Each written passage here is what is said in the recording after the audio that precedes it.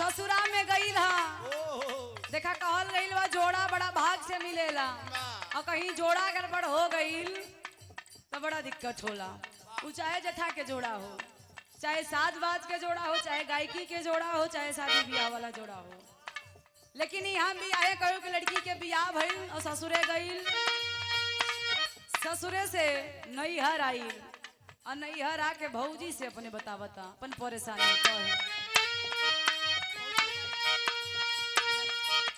कहे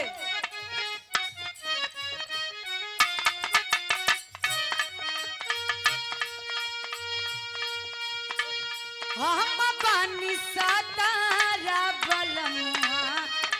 23 साल के ये कहा था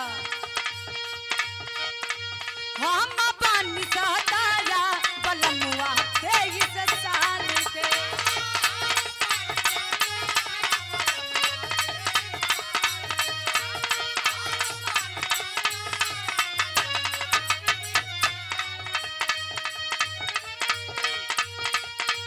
भौजी रे जिंदगिया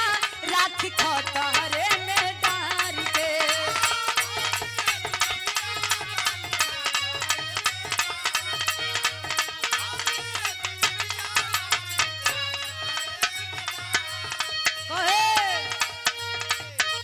ये कहा था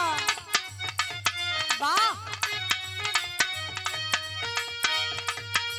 केतनो नीमन होखी सुतैबे नुकरी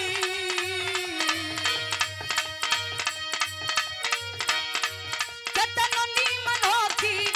सुतैबे नुकरी ये तना फरक बा उमरिया में कमरिया का दुखैबे नुकरी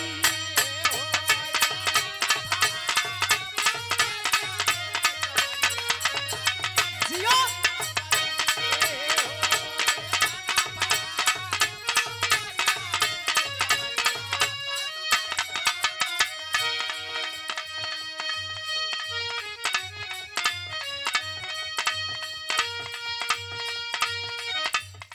दुल्हन के परेशानी रहल, लेकिन कोनो दुल्हन तैयार होखा था गुरुजी घूमे खातिर और कहलस का कहलस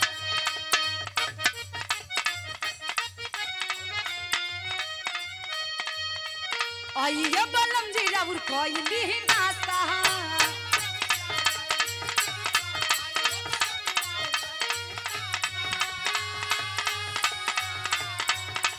भुजिया पराठा के कोइली व्यवस्था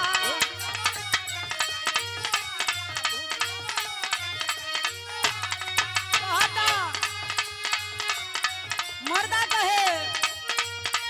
बड़ी सुघर लगे तोहर लुकिया धनी लुकिया धनी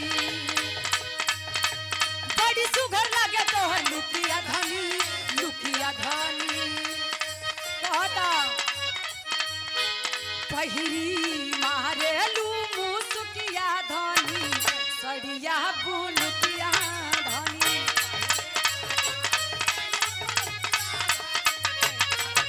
जियो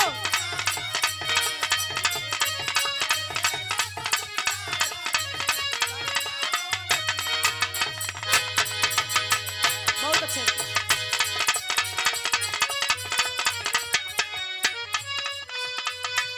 क्या बात है ओहो